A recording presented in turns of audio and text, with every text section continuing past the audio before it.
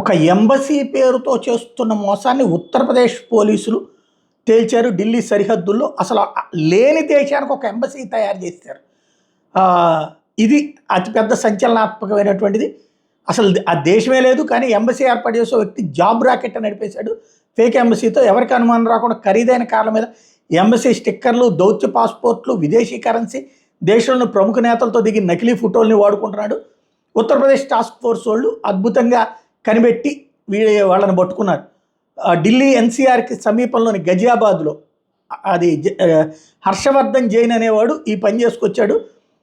అత్యంత విలాసవంతమైన 2 అంతస్తుల ఇంటిని అద్దెకి తీసుకుని వెస్ట్ ఆర్కిటికా అనేటటువంటి పేరుతో దౌత్యకారులు నడుపుతున్నాడు. అది అంటార్కిటికాలోని ఒక ప్రాంతం. ఒక యుఎస్ నౌకాదళ అధికారి దేశంగా ప్రకటించుకున్నాడు. కానీ దీనికి ఎలాంటి గుర్తింపు లేదు. దీని పేరుతో జైన్ విదేశాల్లో పనిపిస్తానని యువతను నమ్మిస్తూ ఓ జాబ్ ర్యాకెట్ నడుపుతున్నాడు. అనేక మనీ లాండరింగ్ కార్యకలాపాలకు పాల్పడుతున్నాడు అన్నది పోలీసులు తేల్చారు. యువత అతను నమ్మేందుకు పలు జిమ్మిక్కులు ఉపయోగించాడు. రాష్ట్రపతి, ప్రధాని, ఇతర ప్రముఖ నేతలతో దిగిన నకిలీ ఫోటోలను వాడుకున్నాడు. 2011లోని శాటిలైట్ ఫోన్ కలిగి ఉన్నాడని అతని మీద కేసు నమోదైంది కూడా. తాజాగా ఎంబసీ ఫోటోలను సోషల్ మీడియాలో షేర్ చేశాడు.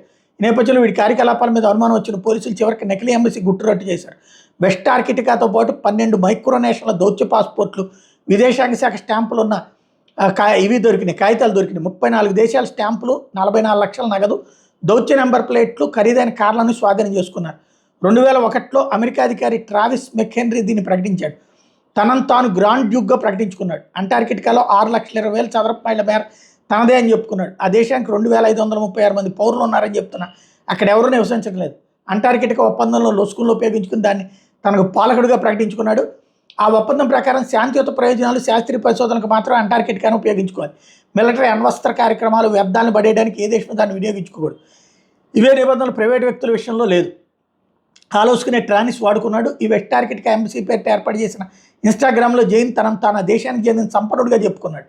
2017 నుంచి దౌత్యకారుల కార్యకలాపాలు నడిపిస్తున్నట్టు చెప్పుకొచ్చాడు.